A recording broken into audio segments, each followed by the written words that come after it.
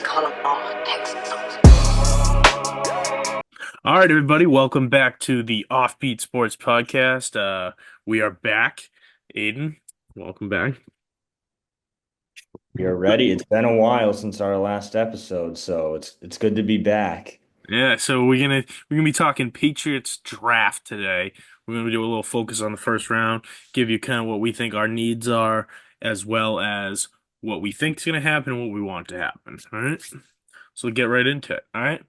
So some needs. When we look at this Patriots team, obviously lots of holes, but they felt like they did a pretty good job in free agency, filling some of them. But what would you say is your top need for the Patriots? Yeah, I would agree with you there. I think especially on the defensive side of the ball, I think they addressed a lot of the concerns they had going into the offseason, but I think right now biggest overall need is still the left tackle position. You look at our signings of Morgan Moses to play right tackle. We brought in Bradbury from the Vikings as a new center. You'd think you can slot Owenu and Strange in at the guards, but there's still a pretty big sized hole in at left tackle. And I know it's not the best draft for, the elite left tackles like it was last year, but the Patriots still need to find a plan for that position, whether it's in the first round, second round, whatever. They still need to address that, I think is the biggest need. So when you look at tackle, so obviously that is it's the most glaring hole, I guess, because you have wide receivers, whether they're good or not, still up for debate and probably cemented more in the bad category. But when you look at the tackles versus how good the wide receivers are in this class, does that make you think about like do you go wide receiver even though tackle's your biggest need, and then hope that there's somebody in the second round that you feel you can develop enough to service what you need? Yeah, I honestly think it's going to come down to just how the board is playing because I don't think there's a tackle in the draft this year that's worth taking it with the fourth pick. If you're just basing it off of best available players, like depending on who you ask, some people will say Will Campbell out of LSU, some people will say Membu out of Missouri, Kelvin Banks out of Texas. So like there's not really a consensus per se top tackle, whereas like with receivers, I mean, it's pretty consensus at this point. The top pure receiver on the board is what's his name? That It's the kid out of Arizona, Pat yeah, Ted. McMillan, yeah. So it's pretty consensus at this point that he's the top receiver on the board. He's drawn a lot of comparisons to Mike Evans, so I think he would be a pretty interesting pick for the Pats just to add diversity to their receiving room and give them an outside threat. But honestly, it's going to depend on what the teams do in front of them, who's available, what trade options are out there. So there's really no way to know. But both of those positions are not as strong as they were last year. Mhm. I think most people would agree with. Yeah, and when I look at this team, like I'm seeing tackle, wide receiver, those are the top, obviously. Then you have some edge holes I feel like you could probably fill if you want. Running back, Ramondre's just not cutting it anymore. So there's a hole there that you could fill. Like Gibson could be serviceable, but you definitely want to pick up a running back. And I've seen a lot of people talk about Tyler Warren in the first round, and yeah, he's a stud, but like you have two good tight ends right now. I don't think that Right. should be our focus. Like, I've seen the same thing. It's like if they just have so many other holes to fill on the roster, it's like tight end is not the should not be addressed this early in the draft. Like they have many other pressing needs. Like Hunter Henry and Austin Hooper are serviceable for at least this year, maybe the next couple of years as well. So no need to push the position.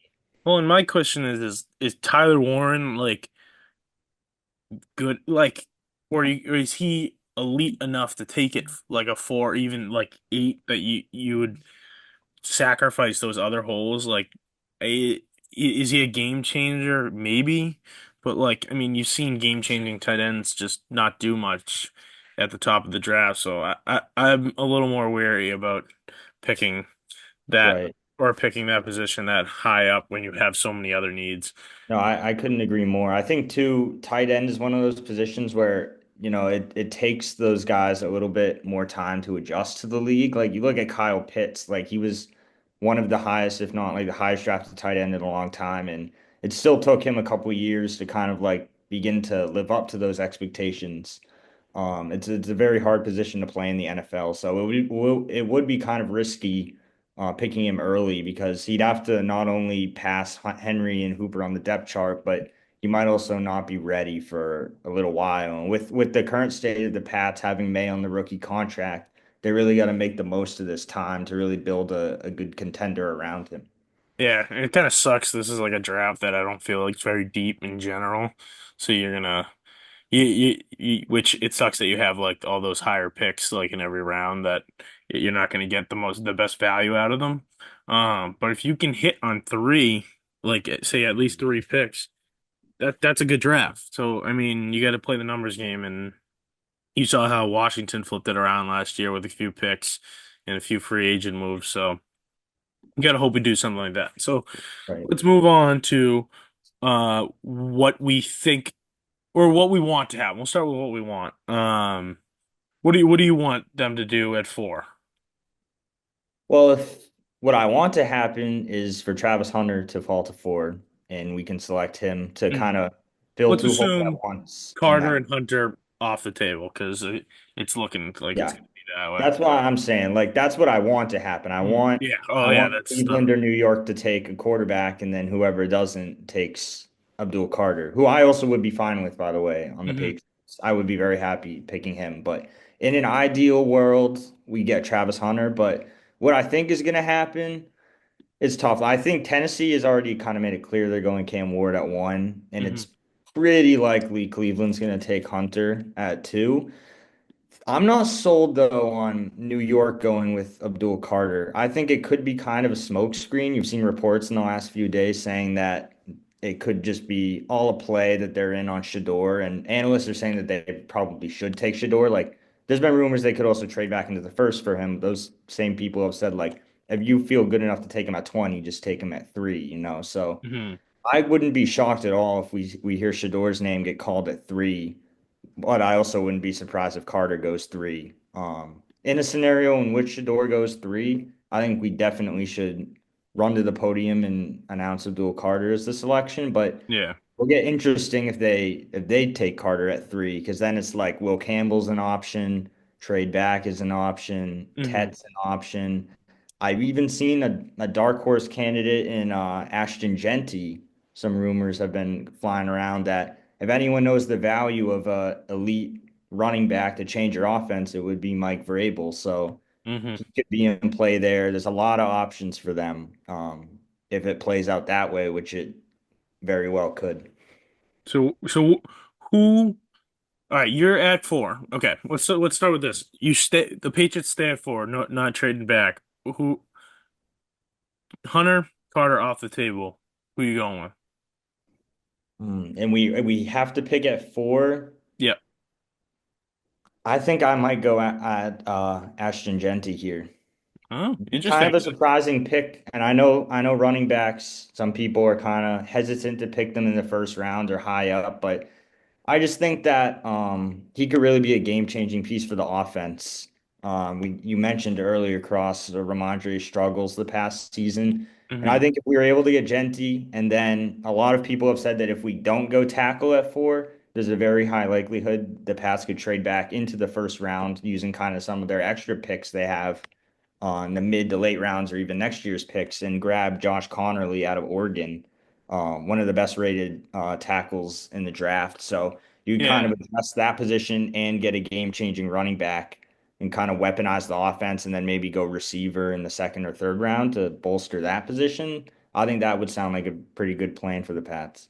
Yeah, when I look at four, if we're staying at four, I mean, you probably should go Campbell, but like I like your Ashton Genty thing, but if I'm talking Genty, I'm probably trading back. And so like staying at four, I think I'd go Will Campbell, but what I want them to do, I want them to trade back with whoever gets some picks, and I want them to get Ted McMillan. I really like that kid at Arizona. I think that's a downfield threat. Kid catches everything. He's athletic as hell.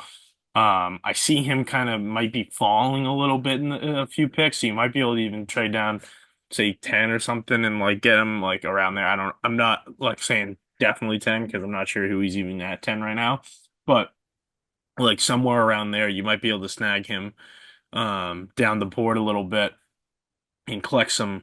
Um, some picks while in the process. So when my two trade down targets would be Genti and Tet. I do like Genti. I'd 100% be in on Genti over Tyler Warren. Um, but when I look at four, even I think drafting Will Campbell's over drafting him, but I think they trade down. So like now what I think's going to happen, I think they trade down. They might even trade down and still take Campbell, but I think they trade down. I think you're in a tough spot at four where there's not a ton of value for whoever you take there, where you might be overdrafting who whatever one of those options. Um, so give somebody else a chance to overdraft, and I Right. think you kind of collect your picks and move on. Um, but I mean, Genti would just be he would take a lot of pressure off May, I think, and he could be a beast. Yeah, Then definitely. then again, you need to bolster the offensive line, which they've kind of done. I mean, they're pretty much I would say a pretty good offensive line other than the left tackle right now. Um, they've gotten some upgrades, but and then like I think you could yeah, like you said, that Connolly kid out of Oregon I think is a good second round option, or even the BC kid in the third round. He's a big dude, Massachusetts guy. You never know the Aussie kid. Um, but and then you might even or maybe even trade or if you go Will Campbell at four, you trade back into the first round for a guy like Golden or Ibuka for a wide receiver position. Yeah. Yeah, I think that definitely having the option to get two first round picks would be huge. Like, you know what they say about Ohio State receivers. So if they're able to snag Ibuka, whether it's with their second round pick or getting back into the first, that would be huge. But Hmm.